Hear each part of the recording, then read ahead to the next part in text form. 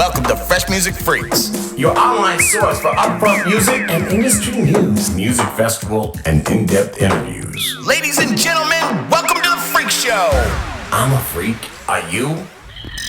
All right, everybody. This is Nadine from Fresh Music Freaks. I am sitting here with Markus Schulz.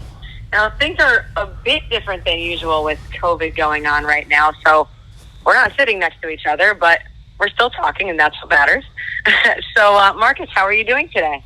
I am good. Actually, I am really good. This is my first trip to my first show since March, since this whole thing started. I have a show tonight here in Chicago. It's a socially distanced event at a drive-in,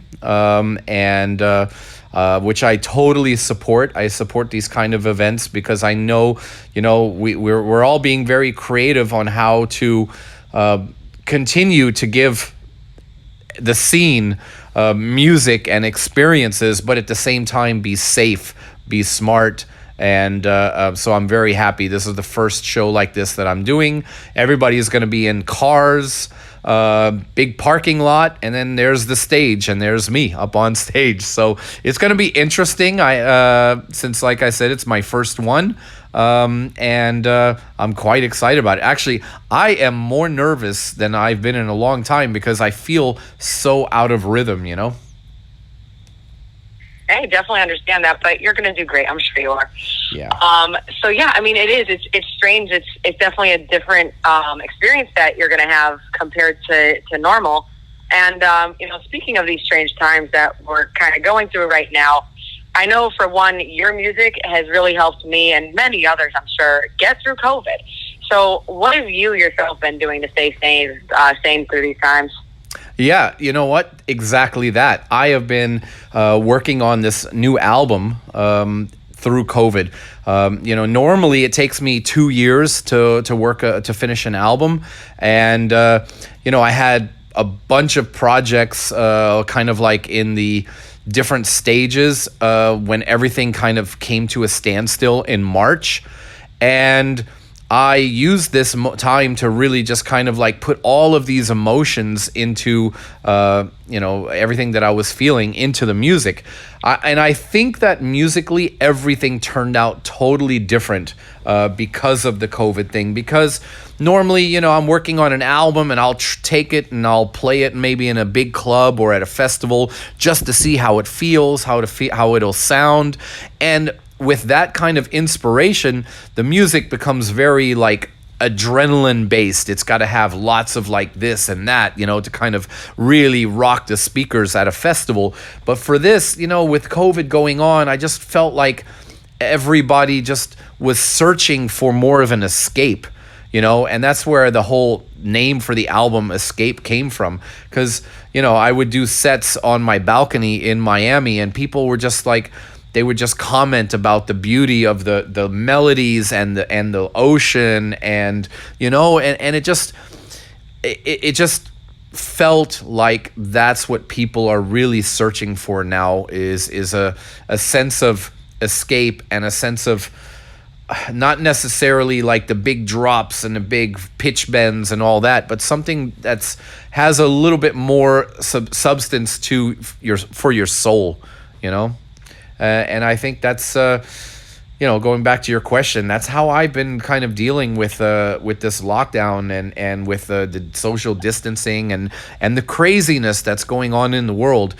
I find that the more crazy things are, the more introverted I become, and the more introverted I become, the more my mind goes back to music and just trying to do something really different and meaningful and emotional. Right, absolutely. And I mean, your music that I've heard a little preview of is definitely going to be exactly that, emotional, something different. And you mentioned the escape thing. So if you've been following Markus' socials, you'll notice he's performed some sets at some absolutely breathtaking places with these amazing views of backdrops. So tell us a little bit more about this tour. Well, I mean, we've been doing some sets on my balcony in Miami, and that's an amazing view of the Miami Bay. And then I went up to a lake in Orlando area and did a set up there. And the one comment that I just always heard over and over was just how stunning these locations were. And then I'm watching other DJs in beautiful locations, and it's like, yeah, this really works, you know? And then when the album came together, we always do a tour, an album tour when I release a new album. You know, we did the We Are the Light album tour, we did the Watch the World album tour, of course the Scream bus tours. And then I just started thinking, like, what are we going to do for this? Because for this album, Escape, everything's closed. We're not able to really do an album tour. What can I do? And that's when I came up with the idea of doing a tour, but going to these amazing locations and doing sets. And, you know, you're absolutely right. While we're setting up the gear and everything, we just look out. Like, for example, we were at the Grand Canyon up in the North Rim, and you know, we tried to time it for the sunset, and we got there a couple of hours early, and we're just sitting there looking out, and you know, you get this sense of peace when you're there, and then the music and that view and everything gives a sense of peace and an escape in the sets as well. And by the way, one of the cool things that we're doing is we're also filming this in 360. So people with their virtual reality goggles are going to be able to, you know, see the beauty of the Grand Canyon in 360, the beauty of Moab, Utah in 360, the beauty of Black Rock City in 360, Sedona, Arizona, which is stunning, in 360. I mean, you know, I really wanted to kind of double down on the concept of escaping. Very cool. I'm super excited to see these stops that you're stopped at along the way. And I mean, you've just named off a ton of places that are, like you said, just breathtaking, amazing views and stuff like that. So what's been your favorite stop along the way so far? You know, it's funny. We actually were driving yesterday. So we're in this RV, doing this trip through the United States in an RV. And it's four of us. It's me, Adina, it's Kato K, and Tim Gruby. And the four of us were just driving yesterday. We were driving from Utah up here up to the Rocky Mountains. And so I was asking them, what is your absolutely favorite moment of the tour? I don't mean your favorite stop, but like a moment, like narrow it down to like a 30-second or 1 minute moment of the tour. And everybody had, you know, these moments of, you know, like the Northern Rim in the Grand Canyon. Kato had a moment in Sedona where he pulled the drone out, and he was flying the drone around the beautiful mountain and views in Sedona. But for me, we did a show in it's called Hackberry, and it's Route 66. It's in Arizona. It's on Route 66, and it's this old historic gas station. And we arrived probably at about 2 o'clock in the afternoon, and we weren't going to start filming until 5. So I went, lay down, and took a nap, woke up, and then went into the general store and got a coffee. And I just sat there on a bench on Route 66 in this old gas station and watching the cars drive by. And for me, that was just one of the most amazing moments, because I don't know what it was, but the trains were going by, these cars were going by. You could hear the sounds of like these old tin signs like flapping in the wind, and it just really took me to another place. And so to me, that was like a weird, really amazing moment. Yeah, I mean, that's definitely different than most of what you've experienced. I mean, especially with most of your shows being in major cities and such. Yeah, that's yeah. You know what it was? You just felt the nostalgia when you were there. Yeah. You know, the nostalgia of like generations and generations and generations of people traveling across the country, whether they're going to concerts in because the Route 66 connects California to Chicago, and at one time that was the only connection between between those cities. So many people drove that route to get to, for example, San Francisco for the Summer of Love back in the 60s. I'm sure people have driven that route to go to Lollapalooza in Chicago at times. I mean, there's so much history of people just driving this route to go to, festivals and all kinds of things, and just sitting there and just kind of looking out at this historic piece of highway in the United States was, I felt it. I felt the nostalgia. Yeah, I mean, I wish I could be there. That sounds like an escape from reality. It was. And speaking of escape, that's the name of your upcoming artist album. Yes. So I've got to know, where did you get the inspiration for this album? I know you touched a little bit on it, but tell us more about that. So I had about 30 tracks kind of floating around in some state of completion when the pandemic hit. Some of them were just as simple as a melody, and some of them were just like a pianos and a vocal. And when the pandemic hit, every single day, including Fridays and Saturdays, I was working on these tracks, and that's where the inspiration came from. Like, the melodies were all kind of like were already carved, but it was like just kind of twisting everything that I had to up the emotion even more. I really had a chance to just sit down, put on my headphones as the sun is coming up in Miami over the bay, and look out at the sunrise and just kind of tap into those emotions. These are things that I couldn't normally do when I'm on tour.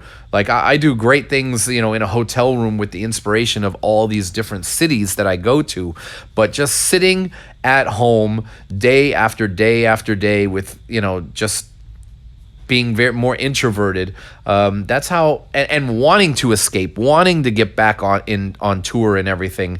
That's where the inspiration really came from. Yes, I mean, I feel the same. I feel you with the wanting to escape thing. And now, obviously, putting together an album, it's no easy task. It can be quite daunting at times. So, what would you say was the most challenging part of doing this album, and how did you get through any moments of frustration that you might have had? Well, the most challenging part was figuring out which 15 out of the 30 tracks are going to make it on the album. Because I would be like, no, this has to be on the album, the 100%. And I had it in my playlist as on the album. And then at the very end, it's like, oh, it just doesn't fit, So that's probably the most pain. It's because it's almost like, you have 30 songs. It's like you have 30 best friends, and you have to choose which 15 best friends are going to go on this journey with you, But I think what we're going to do, because of the Escape Tour, I'm playing a lot of those extra tracks in my sets on the Escape Tour, and I want to do maybe release the unreleased Escape tracks at some point, because I think a lot of these tracks that I didn't get a chance to release, they have a place. They have a place, and they need to be heard. That's good. I definitely want to hear them. Yeah. So I'll be looking forward to hearing those in the sets.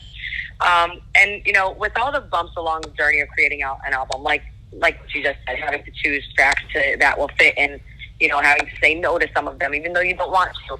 There's always victories along the way as well. So what would you say are some of the most gratifying moments throughout the production of the album? Probably my new single, Feel Alive. Like, we were pretty much done with the album. And Adina, she's always hanging out with other artists, talking with other artists online. And she was chatting with Valentino Alessandrini. And he's like, I played the violin on this, I have this melody, and I'm going to work with London Thor. And they sent me kind of what they worked on. It was just a violin and London Thor singing. And now, keep in mind, the album was 99% done. We were already, you know, had everything in line, and I heard London Thor singing, and I heard the violin, and I was like, this is sick. This is amazing. So, you know, I said, okay, everything is going to be delayed 2 weeks. I have 2 weeks to make this track just like something special. And I used 2 weeks and then some to on the track, you know, because I really didn't want to let this out of my studio until it was perfect. And just as amazing as it turned out, you know, everybody on my team was kind of involved with that, from Adina to making it happen, you know, to Timmy kind of like making like slowing everybody down, saying, okay, the album's going to be delayed, or the we're going to turn in the album maybe a few days or maybe a week late.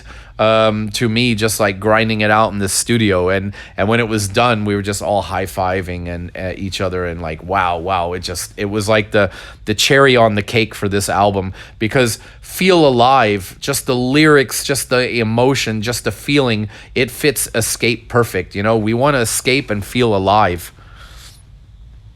Yeah, absolutely. And I mean, those lyrics are so touching. Yeah. I've been playing it over and over again. And I have to say, it's probably going to be one of my favorite tracks off. Oh, thank you. No, it was funny because as I'm producing it, I know how the trance community feels about dubstep, and I get it.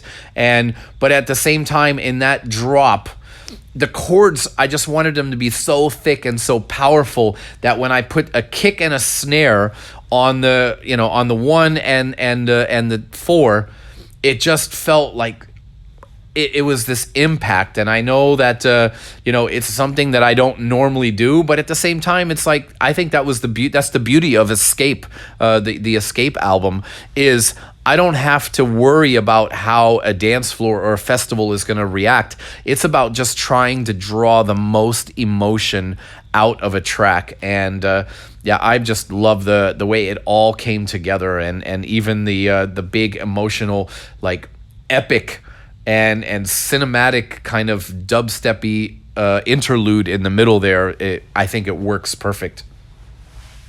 Yeah, I mean, and as a huge trance fan myself, and everybody that's listening to this that knows me knows that I'm a huge trance fan, it's still a very trancey track. It's super melodic. So, I would never listen. It's one of those tracks. For music like that. Well, it's one of those tracks that if you played it for a dubstep fan and said, "Here's something that has a little bit of a dubstep feel to it," they would be like, "No, this is not dubstep." So it fits trance. It's a trance track. It just has a big emotional, you know, kick and snare that accents the chords in the breakdown. And like I said, I felt like that it just put it there where when you're driving down the road listening to it with your, you know, with it on full blast in your car, you know, you can't help but just bop your head to that beat. Oh, absolutely. No, it's an amazing track. Absolutely. Thank you. And, you know, that's just one of Yeah. quite a few tracks that are on there. And I know that this question is a lot like making a parent choose their favorite child, or like you said earlier, like choosing a best friend. But what track would you have to say is your favorite so far, and why? Well, I'll just rattle off a few of them that just kind of are very special. Obviously, I have a track that I wrote with Halion. We wrote it last year. You know, everybody knows my mother passed away last year, and also her father passed away. So we were in the studio, and we were like, I wanted to, you know, I talked to her. I said, let's write a song basically to the universe. Like, why are you just bringing this like tidal wave of sorrow, this tidal wave of hardship towards me? I can't, you know, it's almost like stop with this tidal wave of sorrow and hardship, right? And that's what the song is about. It's basically a you know, almost like a kind of asking the universe to stop with this tidal wave of shit that it has been bringing our way. And it's, you know, and that was in 2019 when we wrote this. Now fast forward to 2020, it fits absolutely perfect, because it seems like every day it's a tidal wave of more crap, you know. So that song is definitely very special because, like I said, we both wrote it about our parents, my mother and her father. So that has some special meaning there. I also did another track with Christina Novelli that, wow, it absolutely turned out beautiful as well. And Ethan Thompson, I'll tell you what, I did a track with Ethan Thompson again on this one, but we went a little bit more like, how do you say it? Kind of more down tempo, but every single sound, it's like the thing about the down tempo, almost like Chainsmokers stuff, is it's all has these little dry sounds and this cute little melody and this great vocal, and great top lines, but it never just goes over the top, But that's what radio is. It just keeps it nice and clean in between the lines. And I went there, but instead of keeping everything clean and dry, everything has like the cutoff all the way up, extra reverb, like really like bam, and the melody is just epic. So I really feel like I'm really curious how that one's going to be perceived, because it has all of the ingredients to be able to be played on the radio, but I purposely I didn't stay between the lines of what it would take to stay in the radio, stay on radio, you know what I mean? I said, they told me before, radio wants 50% less reverb on all of the instruments. Well, I went 100% more reverb on all of the instruments. Radio wants like the breakdowns to be very minimal, maybe just a string and a bass line. Well, I went all kinds of textures and all kinds of ear candy in the breakdowns. So I'm curious how it's gonna translate. That's for sure. And then let's see. Oh, of course, In Search of Sunrise, the track I did with Adina, is on there. And the great story about that was we had a writing camp in LA, and one of the artists didn't show up. So Adina and I were sitting there in the studio that we had rented in LA, like, what are we going to do for the next 2 hours? Because this artist didn't show up. So I said, okay, Adina, just go into the microphone room and let me just play on the piano here for a little bit and just sing the first thing that comes into your mind. And it was funny because I was working on the In Search of Sunrise compilation at the time. So she just started singing In Search of Sunrise. We're all in search of sunrise. And it just turned out amazing. She came up with that, not even a pen and paper. She just went in there and freestyled that. So it really worked out nice, and it's one of the memories that we have of this album. Yeah, that song is incredible. I love the Solar Stone Pure mix of that song, I have to say. Yeah, good. He actually... he heard it. He heard it and contacted me and said, "Let me remix it." And I'm like, Mr. Solarstone, you would like to remix my track? Of course. I was very happy that he offered to remix it because, I've always been an admirer of his talents as well. Yeah, it's absolutely epic. And I'm excited for that Christina Novelli track because she's one of my personal favorites. I love her to death. So I'm very excited for that. Cool. There's actually two versions of the Christina Novelli track that I did. I did one kind of pushing more the 138 sound, and one that's more in the 128 vibe. The one we chose to put on the album, just because it fits the album and the whole Spotify listening vibe more, is the 128 version. But the other version will be released simultaneously when we release that as a single. Very nice. I'm excited to hear both of them, and I really want to hear them live. And I'm sure that everybody wants to hear them live. We're all itching to get back behind. We're all itching to get back behind the rail and raving to this amazing music. And I know that you're itching to get back in front of a live crowd. I know you're doing the drive-in tonight, but what's going to be the first track that you play when you have a live crowd in person? Everybody on the rails screaming and shouting. What's going to be that first track you drop?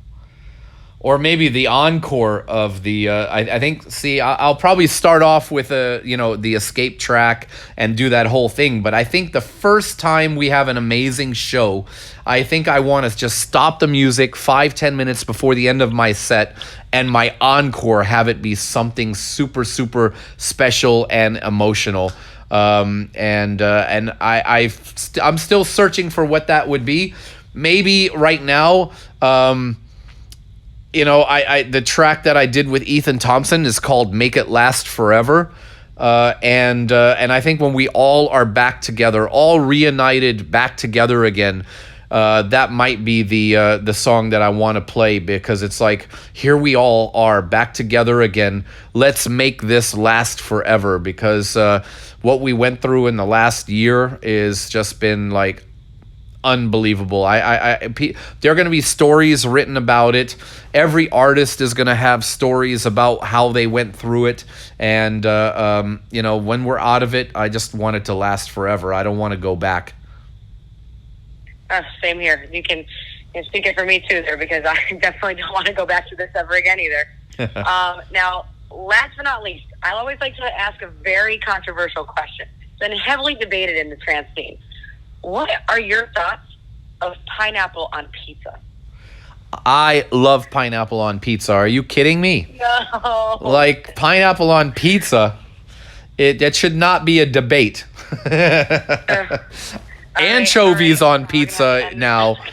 I mean, I never understood anchovies on pizza, but pineapple on pizza, pineapple and ham is just, it's too good. See, now, I'm actually okay with anchovies on pizza. I like pretty much anything on pizza. Just no, I don't. Well, then again, I don't like pineapples. Period. Okay. Like at all. So that's I think the two things that I would literally throw a pizza out the window for would be anchovies, and probably the what is it, the oil. Now it slipped my mind. Truffle oil? Huh? Truffle oil? Truffle oil. Ugh.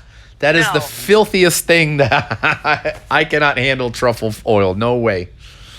Oh my God. No, that's so good. With ricotta? Oh my God. Okay. Well, I tell you what. You have your truffle oil ricotta pizza. I will have my pineapple and ham pizza.